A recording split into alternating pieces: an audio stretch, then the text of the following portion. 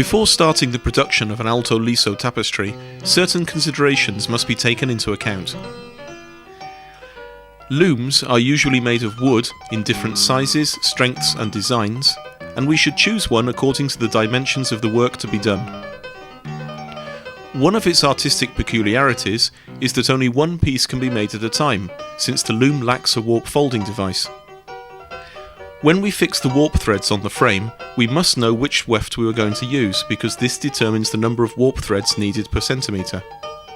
We must also decide upon the quality and type of the material.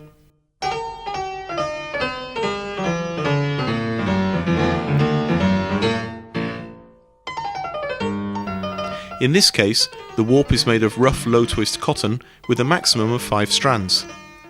For the size of the tapestry we are going to weave, 200 by 160 centimetres, this is adequate. The warp must be neither too tense nor too loose. Experience will decide the ideal tension. The thread of the weft is attached to a small wooden shuttle. Obviously we can't attach all the thread, so we will join more thread as it is needed with a simple knot, which will always remain hidden at the back of the tapestry. In the lower part of the loom, we have placed a thin wooden board, which keeps the threads parallel and helps with the task of drawing at a later stage.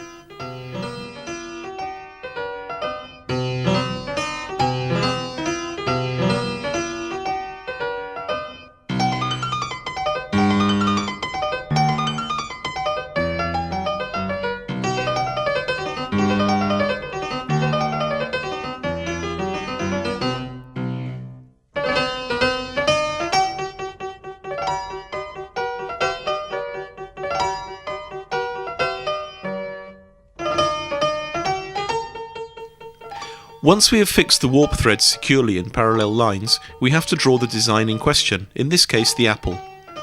We can use a variety of different materials such as wax, gouache, or as in this case, felt pen ink. Each warp thread must be marked all the way round, because the pulling and twisting to which they are subjected during the weaving process could blur the lines, or even rub them out.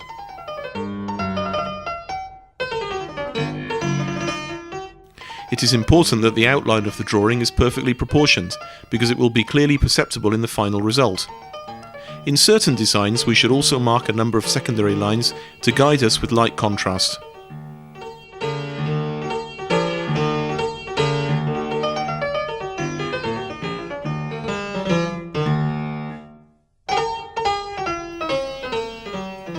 Now we can start to weave with the appropriate weft threads.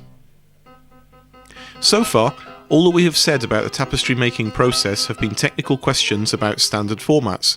However, we are now starting the process of creation with a long road plagued by mistakes, obstacles and difficulties which must be resolved quickly and convincingly following the previously established norms. It is time to mould and express, thread by thread, everything that has been learnt and tested in the world of tapestry over the years.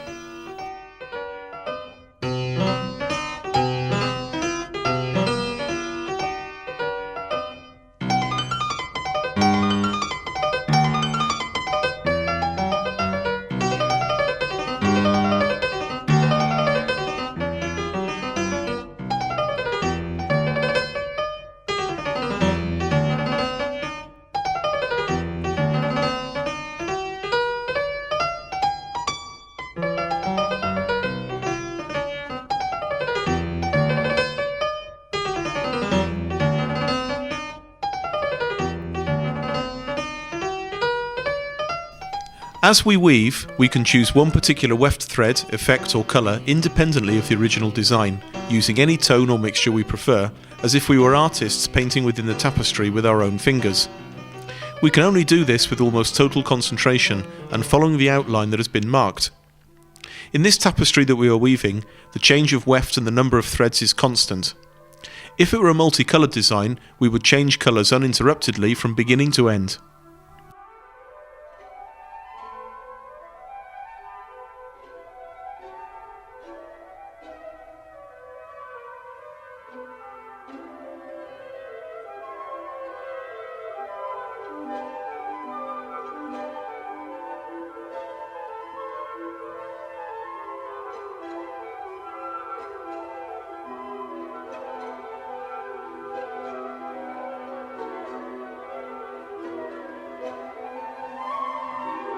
There are many different ties that can be used, but the taffeta is the most appropriate because it is smooth and can give a variety of relief effects. We can, for example, leave an area of loops, which are portions of threads in the air in this flatter zone for purposes of contrast. Together, they produce a most curious effect and is precisely the technique used to weave a towel texture with its subtle feed. In the world of carpets, 3 kinds of knots are used: the Persian, the Turkish and the Spanish. We are going to use the Turkish knot throughout the making of this tapestry to contrast the different texture effects. If we always follow the lines of the drawing marked on the warp threads and the corresponding footnotes, we can clearly perceive the spaces that we wish to contrast and how the design proceeds. The tools that we use for weaving are partly our hands, partly the shuttle, and occasionally a needle. As the apple starts to appear in relief, we can see the right hand side showing overlapping threads and effects, making a blurred impression exactly as was intended in the original design.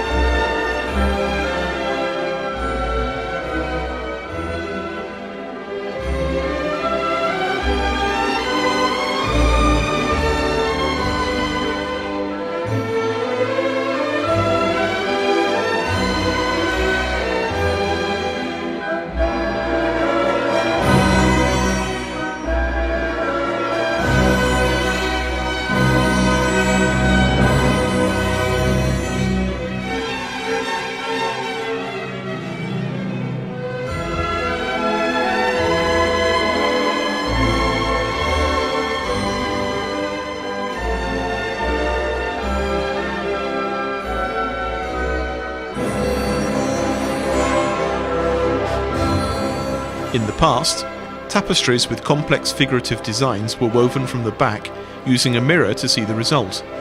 But in this case, the image is simple and we can weave it from the front. Some tapestries were also larger than their looms, so were woven horizontally and then turned to fit again.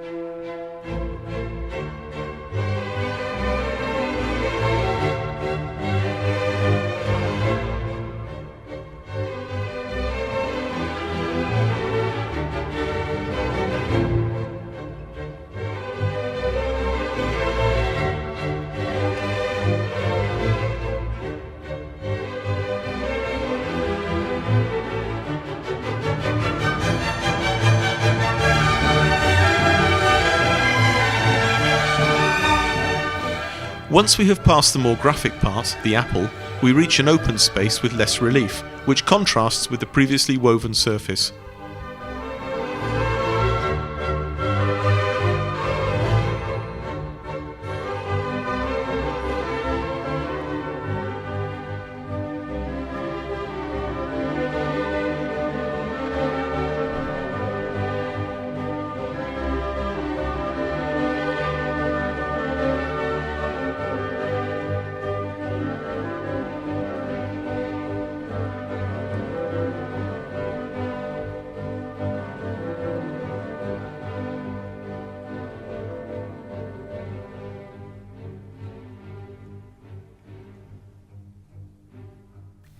As we reach the end of the tapestry, it is most important to fix it well.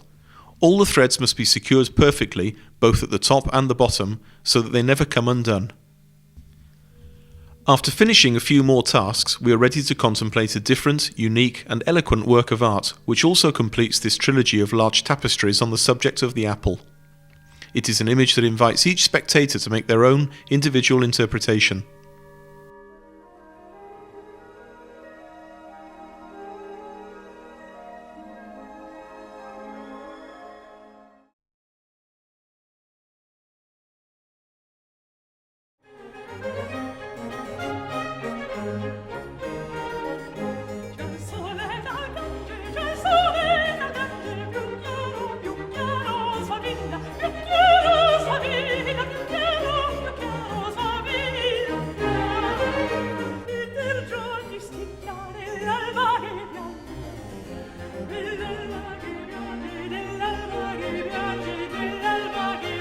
The diversity of textile creation is quite evident in this chronological presentation, culminating with the appearance of the tapistura, the tapestry sculpture. The creation of a tapistura is the product of a laborious poetic conception.